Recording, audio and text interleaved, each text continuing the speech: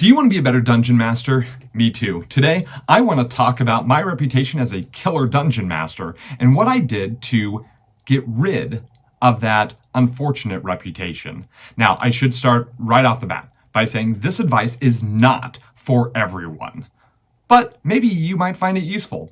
Who knows? Now, I used to have a reputation as a killer dungeon master. Players knew that when they sat down at my table, they would face danger and death.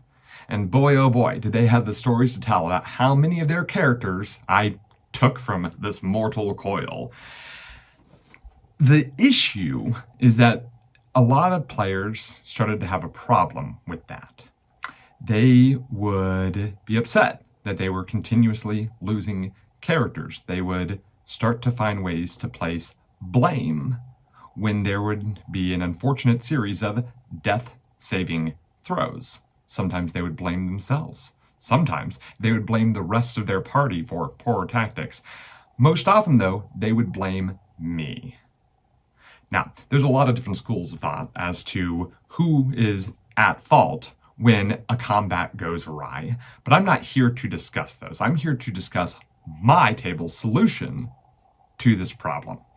Now, in 5th edition Dungeons & Dragons, as you may know, when your character drops to 0 hit points, they begin to make death-saving throws. You make death-saving throws until you either get healing and pop back up, or you fail 3 death-saving throws, or you succeed at 3 death-saving throws. Some problems that I noticed when this would pop up, and this is something that I noticed in a lot of 5th edition Dungeons & Dragons games, is that when a player who dropped would announce that they have succeeded at 3 death-saving throws and they were stable, other players had a tendency to let it go. Well, they're fine. They won't be going anywhere, so we'll heal them at the end. Oh boy, that is the exact opposite of what I want to have happen in my game, because I want you to think about this for a moment. You've invited your friend to play at your table. You're excited, they're excited. We've got a campaign set up and ready to go. Combat goes a little awry, and now they're down for the count. They succeeded at 3 death-saving throws. They're going to live. And the rest of the players say, without saying, okay, well, sit there. Sit there. Sit there. Until we're ready to bring you back. That sucks. There's no way around it. That sucks.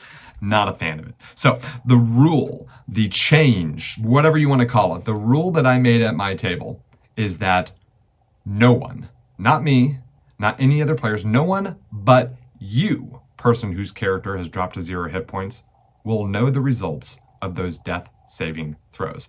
You don't announce them. You don't state what roll you got. You just roll it, look at it, and keep it quiet. Hiding death-saving throws has dramatically changed how my game works and my reputation as a killer dungeon master. There are 3 things that happen as a result of this that I want to talk about. The first thing that happened once I got rid of death-saving throws being open to everyone at the table is it made dropping to 0 hit points more tense. Because the other players could not rely on the idea that you were still fine, they started to feel tense, rushed, hurried to check to see if you're okay. And the thing is that the only way to know if your character's still up is if a player walks over and checks to see if you're still breathing. That's a lot more tense. I love it. Now, the second thing, and this is probably the most controversial thing for many people out there, the second thing that this did at my table is it put the power back into the player's hands. And I know that is not for every dungeon master out there. And again, that's okay. But what it did was it put the power of life or death, to an extent, back into the player's hands, because, they could cheat. And, they could look at those dice and they could say, I succeeded all 3 of my death-saving throws if no one went to check on them. That was hard, right? That was hard for me to get over that hump when I changed this ruling, because it really required a lot of trust in my players. And honestly, I think the game has gotten better as a result of it, because here's this very surprising result of that, is that a lot of the characters were still dying.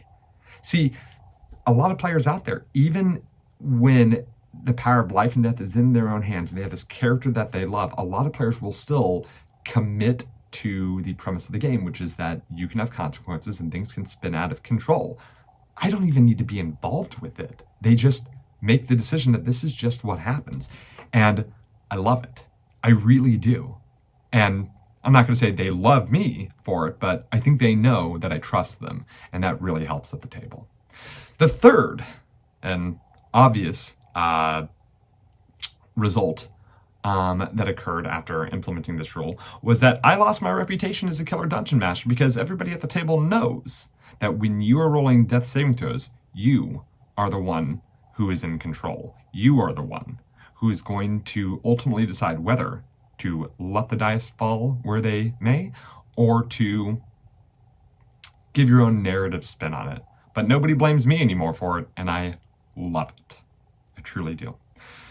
Again, this advice is not for everyone. If you want to keep death saving throws out in the open, that's perfectly fine. If you don't want to give that power to your players, that's perfectly fine. There's 1,000 reasons not to take this advice. But if you are tired of having a reputation as a killer dungeon master, or if you just want to add a little more tension into your game night when playing Dungeons & Dragons 5th edition, maybe consider hiding those death saving throws. You might be surprised at what happens.